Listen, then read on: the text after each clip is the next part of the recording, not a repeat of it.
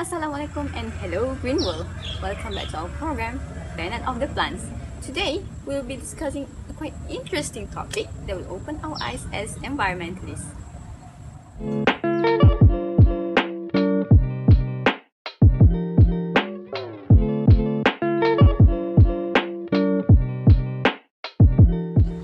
The first day one is a gas, the second a burden, and the third a pest.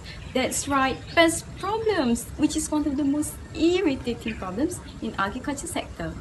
Hold on everyone, we need no worries as researchers have provided an effective means in controlling the pest population instead of using chemical pesticides that are harmful to the environment. With biological control methods, our crops will be much safer, as generally this method is used in controlling pests using other organisms such as parasitoids, predators, bacteria, and also viruses.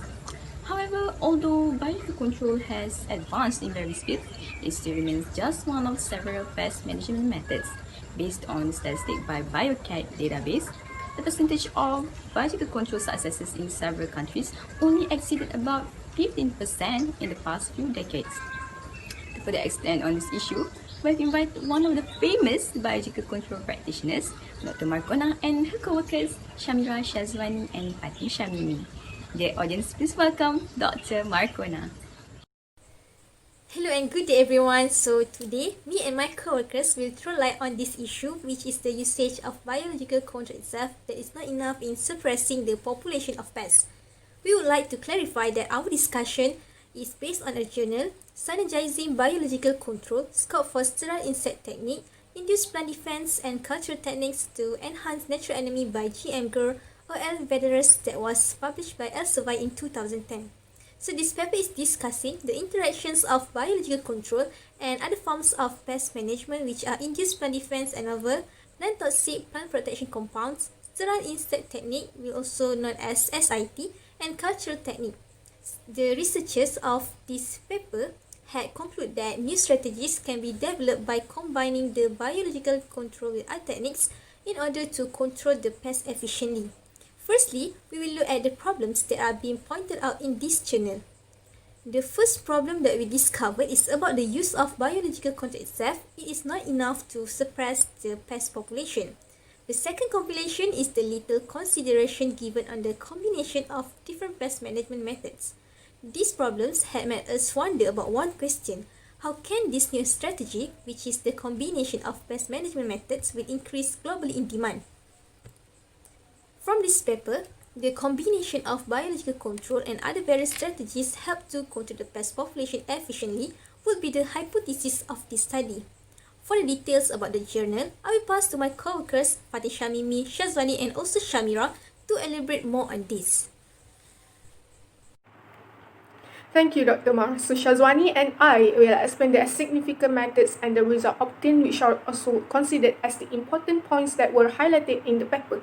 The first combination strategy is the interaction between biological control and host plant resistance. The method for the combination is by using parasitoid and host plant resistance to give more impact on the pest population. The example that was being used is they combined parasitoid Lysiplevis testacipus with susceptible and partially resistant varieties of barley to suppress the population growth of the aphid Schizophis graminum. This has resulted in the decreasing of aphid population growth. The second interaction is between novel plant protection compound and induced plant defenses. So how did this interaction work? Plant release volatile compounds that recruit predators and parasitoid of pests when they start to damage as a defense strategy and attract the agents so that it will be easier to kill the pest. One example that can be taken is the salicylic acid, which led to systemic acquired resistance SAR of the maize plant against the pathogen Cetos turcica with the help of BTH in protecting against Podoptera littoralis bois duval caterpillar by attracting parasitoid Microlytis rufiventris. As a result, SAR is effective when induced with compounds such as BTH, which lead to indirect defenses as well as enhancing biological control. For the next point, I will hand it over to Shazwani. Thank you, Shamimi. So we will proceed to the third interaction, which is between biological control and sterile insect technique, SIT. Alright, for this part, it is quite interesting as people are not familiar with SIT. This interaction uses mass-reared insects that are irradiated before released to render them infertile and use parasitoid, which resulted in effective suppressions of target species. One finding that this paper highlighted is the combined release of sterile adult leaf miners, Liriomyza tricoliborgis, and its parasitoid, Diglyphus asia. A significant result showed that there is reduction in mine production and the adult leaf miner population. The SIT will be explained further by Shamira later on. Finally, the last point is the interaction between biological control and cultural practices. The method uses certain practices in conservation techniques that will help in the effectiveness of existing natural enemies.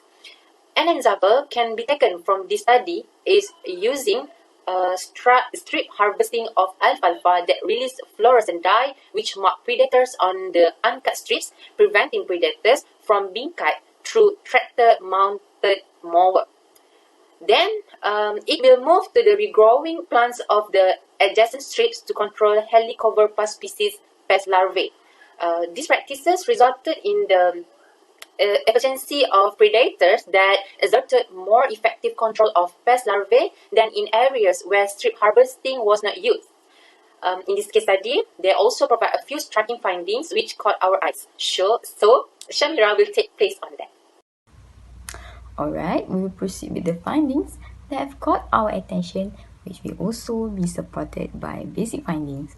So the first one is about the sterile insect technique, SIT. SIT is an environmentally friendly insect pest control method that involves radiation where the male insects are being exposed to the gamma or X-rays to induce sexual sterility. They then will be released in a large number and mate with the females who are responsible for causing the damage to the crops by laying the eggs. However, with SIT, those females unable to reproduce as the male is sterile and thus will eventually die without having the opportunity to extend the population. This will decrease the number of insects or maybe diminish from the world. So the next one is about the interaction between biological control and cultural practices. Other than human practices, cultural practices also include the food web with the aid of organic matter that occurs in crop habitat. For example, an investigation in China showed that enhancement in the level of organic matter appeared to be a priority to control white-back plant hopper pests. The mechanism of the food web played a role when cow manure, which is the organic matter, was added to plots of rice and became the source of detritivore prey. Since detritivore prey increased, the natural enemies' densities also increased as these predators fed on the prey. The growth of the predator population gave benefit as it led to pest population control. Thus, it was shown that the food web also participated in enhancing biological control under cultural practices. So, I'll pass back to Dr. Ma. Thank you to my co-workers for the long explanation. So after discovering this paper, we have come up with a conclusion. Ultimately, this journal had highlighted the potential positive interactions between biological control and other methods of pest management. It has been proven that using these new strategies help in controlling the pest population, which indirectly will increase the demand of it globally. However, there will be many challenges in order to maintain the agricultural sector, which require a strategic and ordered management of ecosystem service in the upcoming era. But ladies and gentlemen, researchers are still working on their best to fulfill our satisfaction in applying a more economic and suitable application for sustaining the biological control methods. So don't worry. That's all from us. Thank you. Thank you, Dr. Makuna and the team. After listening to the explanation, it does open my eyes and I hope the same thing for all of you too. Now we know that biological control methods will work at its best with the aid of other factors. We can't let some people easily put an assumption about this technique based on the weaknesses without any investigation. Dr. Marcona and the team have proved that the use of biological control methods will be an ideal technique with the help of the combination of other factors. So that's all for now. Till we meet again on the next episode. Goodbye!